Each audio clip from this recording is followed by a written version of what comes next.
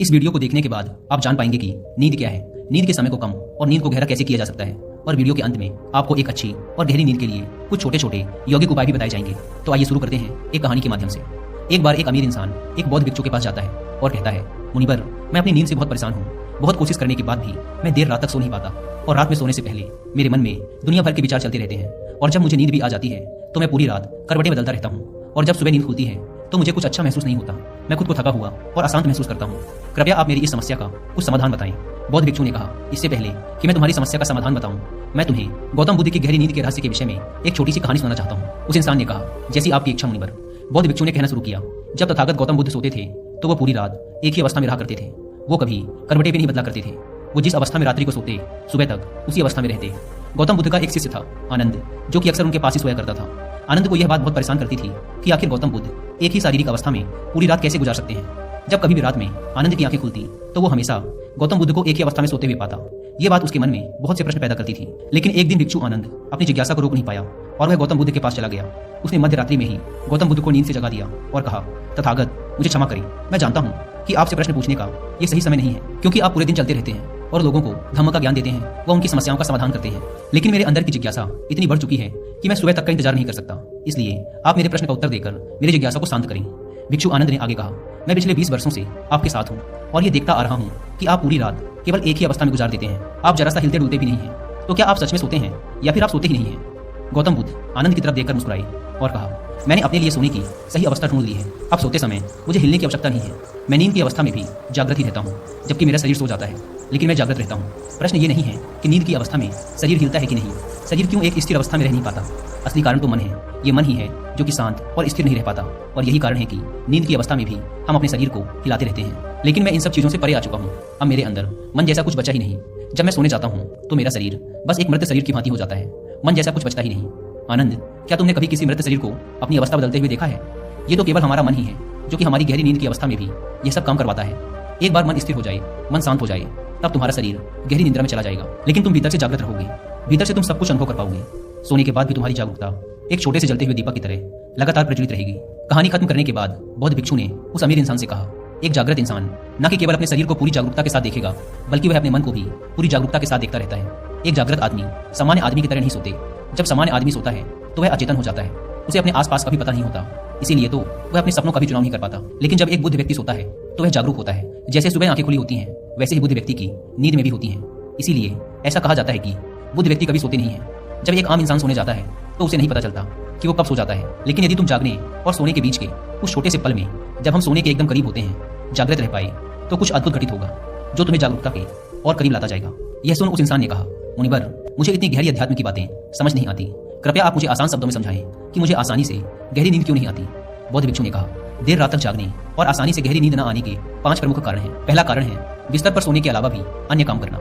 जैसे कि बहुत से लोगों की आदत होती है कि वो बिस्तर पर ही खाना खा लेते हैं, बिस्तर पर ही पढ़ाई करने बैठ जाते हैं और ऐसे ही बहुत से काम वो अपने शयन कक्ष में ही करते हैं। शयन कक्ष का अर्थ ही होता है सोने की जगह, लेकिन लोग इसे अन्य कामों के लिए भी प्रयोग करते हैं, जिससे हमारे मस्तिष्क में शयन कक्ष का एक निश्चित अर्थ नहीं रह जाता।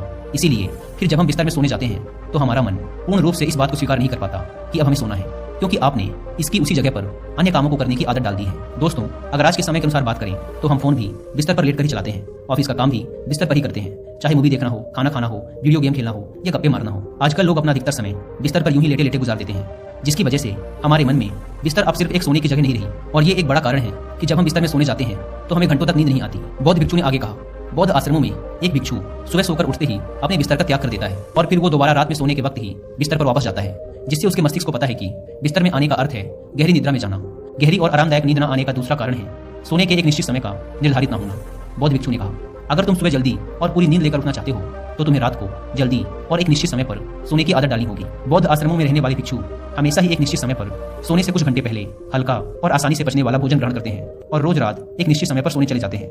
तो इस तरीके से वो एक निश्चित दिनचर्या का पालन करते हैं। दोस्तों, अगर हम अपनी आज की लाइफ स्टाइल की बात करें तो अधिकतर लोगों का ना तो सोने का समय फिक्स है और ना ही उठने का, और ना ही वो इस बात का ध्यान रखते कि रात का खाना हल्का और जरूरत से थोड़ा कम होना चाहिए, बल्कि उनका तो मेन खाना ही रात को होता है। वीकेंड के दिन वो देर रात तक जागते हैं क्योंकि अगले दिन कोई काम नहीं है। अगर रात में मूवी देखनी शुरू कर दी तो चाहे कितनी ही रात हो जाए, मूवी पूरी करने के बाद ही सोने जाएंगे। समय और जीवन में कोई सामंजस्य और नियंत्रण ही नहीं है और फिर यही वो लोग हैं जो अगले दिन अधूरी नींद के साथ उठते हैं और पूरे दिन अशांत और थका हुआ महसूस करते हैं। यौगिक संस्कृति में नींद को एक चमत्कारी दुनिया कहा जाता है। अगर आप नींद को समझ गए तो आप नींद में अपने अंदर बहुत कुछ बना भी सकते हैं। और अगर नहीं समझे तो बिगाड़ भी सकते हैं। अगर आप नींद को साइंटिफिक तरीके से समझना चाहते हैं तो इसके लिए आप कुकू एफएम पर 2 बुक्स की बुक समरी भी सुन सकते हैं, जिसमें से पहली बुक समरी है स्लीप स्मार्टर और दूसरी बुक समरी का नाम है इन द इंसोम्निया स्ट्रगल। ये सेकंड बुक समरी मैं आपको स्ट्रांगली रिकमेंड करूंगा। और अगर बहुत कोशिश करने के बाद भी आप एक गहरी और अच्छी नींद नहीं ले पाते तो इसके लिए कुकू एफएम पर इंप्रूव स्लीप के नाम से 7 डेज का एक स्लीपिंग कोर्स भी है। इसका आपको अगले 7 दिनों तक रोज सोने से पहले एक एपिसोड सुनना है। यह कोर्स एक पर्टिकुलर साउंड फ्रीक्वेंसी पर रिकॉर्ड किया गया है जो आपकी हेल्प करेगा आपको गहरी नींद की अवस्था में ले जाने में। कुकू एफएम की बात करें तो यह इंडिया का लीडिंग ऑडियो बुक प्लेटफॉर्म है, जहां पर आप रोज ₹1 से भी कम की कीमत पर हजारों बुक्स और सैकड़ों कोर्सेज को ऑडियो फॉर्मेट में सुन सकते हैं, वो भी अपनी मनपसंद लैंग्वेज में।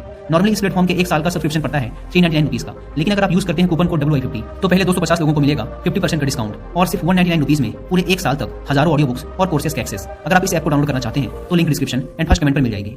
बौद्ध भिक्षु ने आगे कहा, गहरी नींद न आने और सुबह उठने पर अच्छा महसूस न करने का तीसरा कारण है सोने से पहले नकारात्मक विचारों के बारे में सोचना। आप जैसे विचारों के बारे में सोचते हुए सोते हैं, सुबह आंख खुलते ही आपके मन में सर्वप्रथम वैसे ही विचार आते हैं। इसलिए जब आप नकारात्मक विचारों के साथ सोते हैं तो सुबह आप उन्हीं के साथ उठते भी हैं। बिस्तर में लेटे हुए जब हम बिल्कुल सोने ही वाले होते हैं तब हमारा अचेतन मन सबसे ज्यादा सक्रिय होता है, और इस समय जैसे विचार हम अपने अंदर पैदा कर रहे होते हैं हमारा अचेतन मन सीधे उन विचारों को ग्रहण कर लेता है और उन्हें वास्तविकता में लाने की कोशिश करता है। हमारा अचेतन मन अच्छे और बुरे विचारों में चुनाव नहीं कर सकता। इसे ये नहीं मालूम कि हमारे लिए क्या अच्छा है और क्या बुरा, ये तो बस प्राप्त सूचनाओं पर काम करना शुरू कर देता है। इसीलिए हमें सोते वक्त अपनी समस्याओं और नकारात्मक विचारों के बारे में सोचने की बजाय उन अच्छी चीजों और कामों के बारे में सोचना चाहिए जिन्हें हम अपनी जिंदगी में पाना चाहते हैं। हमेशा ही रात में सोने से पहले और सुबह उठने के बाद उन चीजों के बारे में विचार करें जो आपकी जिंदगी में एक सकारात्मक बदलाव ला सकती हैं। अच्छी और गहरी नींद न आने का चौथा कारण है गलत तरीके से सोना। बौद्ध भिक्षु ने कहा, तुमने सुना होगा कि भारत में अक्सर कहा जाता है कि उत्तर दिशा की तरफ सिर करके मत सोना।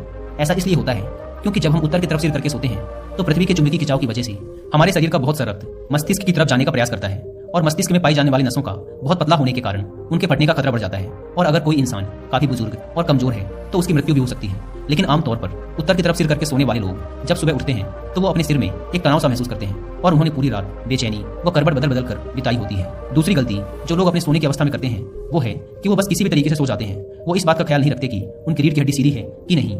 लोग अक्सर पेट के बल या कैसे भी सो जाते हैं, जबकि हमें कोशिश करनी चाहिए कि या तो हम सीधे सोएं या फिर अपने बाईं तरफ की करवट लेकर सोएं। इससे शरीर के अंगों पर अतिरिक्त खिंचाव नहीं पड़ता। सोते वक्त ज्यादा मोटे गद्दे का प्रयोग ना करें क्योंकि इससे आपकी रीढ़ की हड्डी मुड़ती है और गहरी नींद में रुकावट आती है।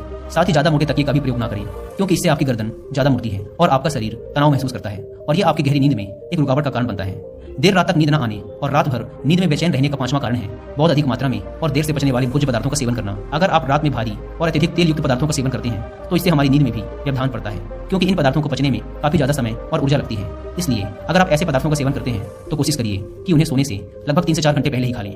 उस इंसान ने कहा, मुनिवर, मैं ये तो समझ गया कि गहरी और आरामदायक नींद न आने के क्या कारण हैं, लेकिन क्या अब आप ऐसे कुछ उपाय बता सकते हैं जिन्हें करने से हमें एक गहरी नींद लेने में सहायता मिली? बौद्ध भिक्षु ने कहा, मैं तुम्हें कुछ ऐसी क्रियाएं बता रहा हूँ जिन्हें तुम सोने से पहले या उठने के बाद कर सकते हो, जिससे तुम्हारी नींद तो गहरी होगी ही, साथ ही तुम्हारे जीवन में एक सकारात्मक बदलाव भी आएगा। और ये सारी ही क्रियाएं तुम्हें नहीं करनी है, इसमें से जो भी 2-3 क्रियाएं तुम्हारे लिए उपयुक्त बैठे तुम कर सकते हो। सबसे पहले कोशिश करो कि सोने से पहले हल्के गुनगुने पानी से स्नान कर लो। स्नान करने से हमारा शरीर जागृत और तनाव मुक्त हो जाता है। तुमने देखा होगा कि जब कोई इंसान स्नान करके आता है तो उसके भीतर से एक सकारात्मक ऊर्जा सी महसूस होती है, वो ज्यादा खुश और तनाव मुक्त लगता है। इसका कारण ये है कि हमारा ज्यादातर शरीर पानी है और पानी हमारे शरीर का एक बुनियादी हिस्सा है। सोने से पहले हो सके तो अपने शयन कक्ष में किसी जैविक तेल और रुई का बना हुआ दीपक जलाएं। इससे आसपास के वातावरण में सकारात्मकता आती है। सोने से पहले थोड़ा सा पानी पीकर जाएं, इससे आपको काफी मदद मिलेगी। जब आप बिस्तर में जाएं तो सोने से पहले कुछ मिनटों तक ध्यान करें और हर उस चीज के लिए आभार व्यक्त करें जो आपके पास है, या फिर आप अपने दिन के उन सभी अच्छे कामों के बारे में भी सोच सकते हैं जो आपने आज किए हैं। सोने से पहले एक बार इस बात को याद करें कि आप नासमान हैं, आप आज ही मर सकते हैं। ऐसा सोचने से आप अपनी छोटी छोटी समस्याओं से परेशान रहना छोड़ देते हैं। जब सुबह सोकर उठें तो अपने दोनों हाथों को आपस में रगड़कर अपनी आंखों में रखें। इससे आपका शरीर जागृत हो जाता है। और हमेशा ही दाईं ओर की करवट के साथ सोकर उठें। हमेशा रात को जल्दी सोने की कोशिश करें जिससे आप सुबह जल्दी और अपनी पूरी नींद लेकर उठ सकें। तो ये थे कुछ तरीके जिनके प्रयोग से तुम अपनी नींद को गहरा और आरामदायक बना सकते हो। उस इंसान ने बौद्ध भिक्षु को उनकी इस सीख के लिए धन्यवाद कहा और वहां से चला गया।